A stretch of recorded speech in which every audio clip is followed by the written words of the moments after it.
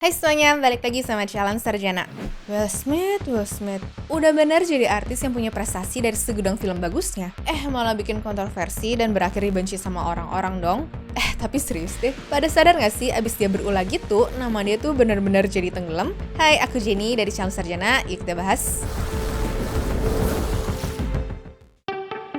Skandal terbesar. Ingat nggak momen paling viral dan juga awkward dalam sejarah Oscar? Momen dimana satu tamparan di atas panggung literally menghancurkan reputasi salah satu aktor paling dicintai di dunia cuma dalam hitungan detik. Buat yang lupa, aku coba kasih flashback sedikit ya.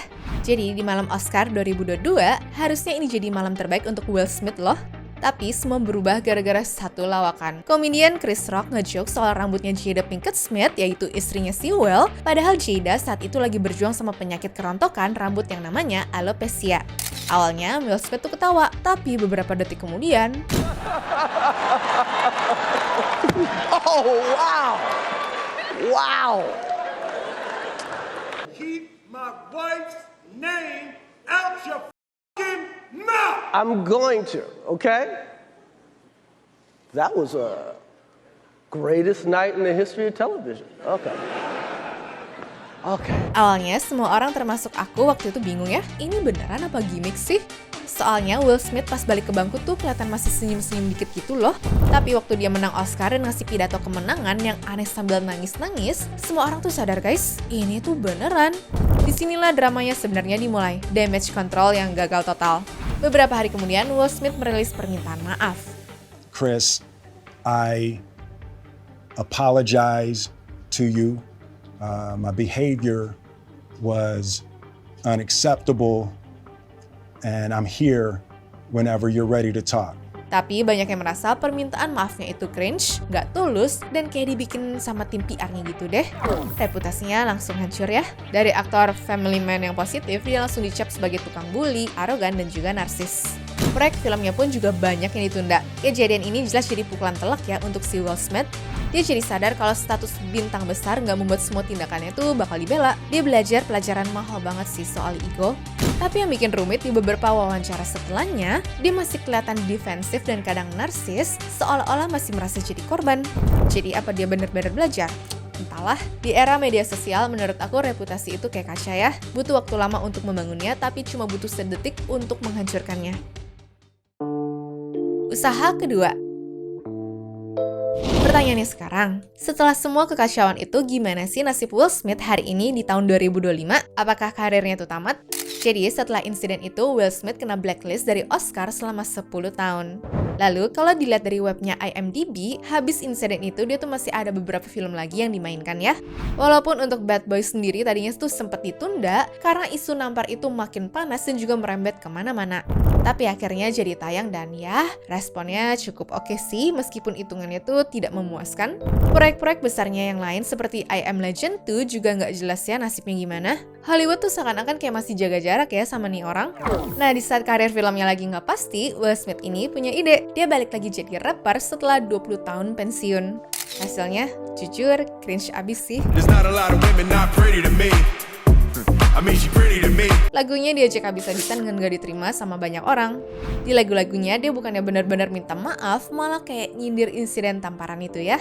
So it's like, you know, before I started, I made 2 phone calls. I talked to Jay and I talked to Kendrick, and I was like, hey, I wanna get back in music, and it was like, what's the advice? And Jay said, like, don't fake your story. He was like, you gotta say what's true for you. And he said, you'll be looking at the younger rappers and you want that to be true for you, but you don't live like that. It was like, be true to your story, tell your story. And that's where I got the based on a true story from Jay.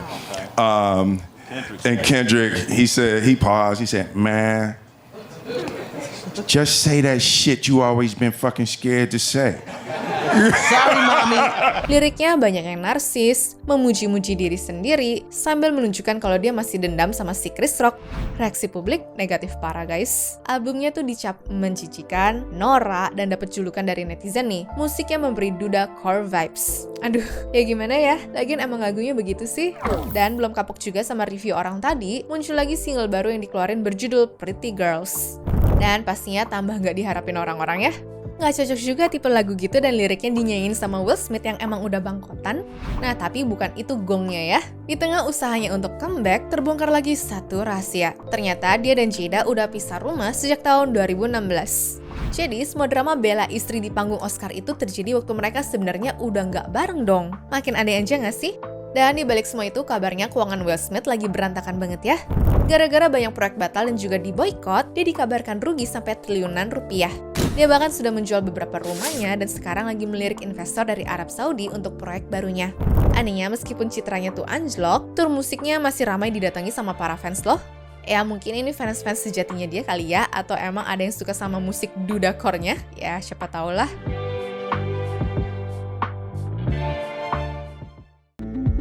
Langkah buruk. Di part sebelumnya kita udah bahas gimana karir Will Smith goyang gara-gara insiden tamparan ya.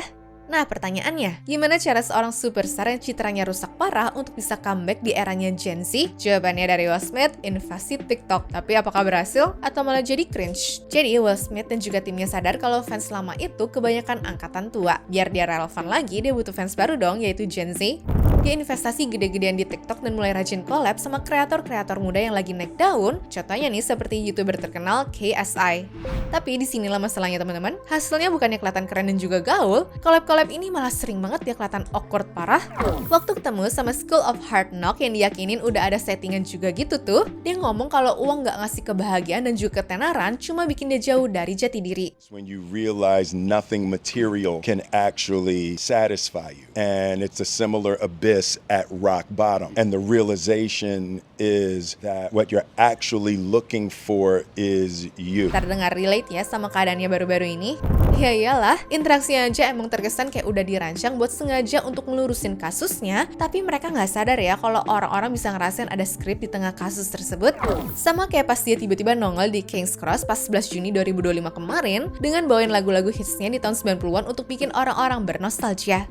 Tapi ya lagi-lagi kelihatan kan kalau penontonnya tuh nggak ada koneksinya satu sama lain, malah kesannya cuma pengen deket-deket aja karena dia tuh artis.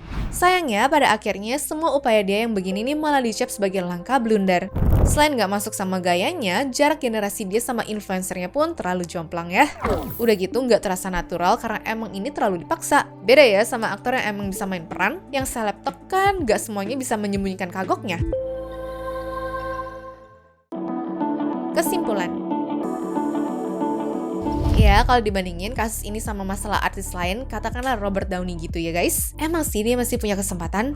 Bedanya kalau ngomongin si Tony Stark ini, orang-orang jarang yang ingat kasusnya pernah dipenjara gitu. Sementara Will Smith malah sisi buruknya di malam penghargaan kemarin yang diungkit orang sampai bertahun-tahun. And the Oscar goes to... Will Smith!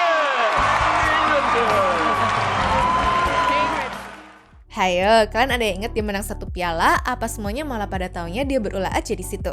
Harusnya jadi malam terbaik karena dia menang piala yang begitu diincar dari 20 tahun berkarir.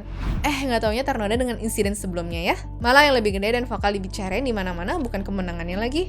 Jadi kalau mau sih harusnya beresin namanya dulu yang rusak gara-gara itu ya. Dan tim kreatifnya harus kerja lebih keras, bahkan kalau perlu dia juga turun tangan untuk cari ide paling pas sama kepribadiannya. Soalnya waktu Emancipation tayang, udah kelihatan kok kalau orang-orang milih untuk nggak nonton. Dan dia sadar sampai berdoa semoga nggak berdampak ke tim produksinya. Cuma sayangnya lagi bersih-bersih dan pengen ngembalin kepercayaan orang, malah ada aja cobaan baru dan kali ini datang dari istrinya. Mana pas direkam untuk dimintain tanggapan tentang temannya itu lagi live loh, terus tiba-tiba dia malah nyautnya begini. I would say don't just start filming me without asking me Oh my goodness. if you could film me. Astaire, come help us again, please. I'm still dealing with foolishness. Don't. No, because she don't just... Would you say that she helped us heal the hurts that we caused between one another? My social media presence is my bread and butter, okay? So you can't just use me for social media and not, don't just start I'm standing in my house. Don't just start rolling. Ya bener sih, artis kan kalau disuruh review pasti ada aja bayarannya ya. Termasuk dia pun juga salah satunya dong. Apalagi ini rumahnya. Emang nggak boleh banget loh ngerekam orang tanpa izin di ruang privat kayak begitu. Bentar, tapi yang tadi itu kan istrinya ya? Ya udahlah, telanjur terjadi juga karena ini live dan nggak bisa dihapus. Tapi yang masalah namanya jadi makin buruk aja tuh ya. Orang malah ngeliat dia tuh kayak cowok toksik di dalam sebuah hubungan ya. Padahal lagi bangun citra sebagai orang kalem dan juga ramah serta penyayang keluarga. Aduh. Dia mau nampilin citra baik di sosmed dan jaga penampilan sampai segitu ketatnya, malah bocor dari live istrinya sendiri. Jadi mari kita lihat apa benar turnya ini sukses dan bisa berlanjut ke tur-tur lain dan membersihkan nama baiknya. Cuma dari kita sih kok ya ragu bakal berhasil di luar dunia perfilman ya. Moga aja kedepannya juga berani ngambil peran yang beneran beda biar kesannya nggak gitu-gitu aja ya. Namun gimana kalau dari kalian sendiri? Coba kasih tahu kita lewat kolom komentar di bawah ya. So sampai jumpa lagi di video-video selanjutnya. Bye! Anyways, cukup sampai di sini ya guys video hari ini. Sampai jumpa di video selanjutnya. Dah!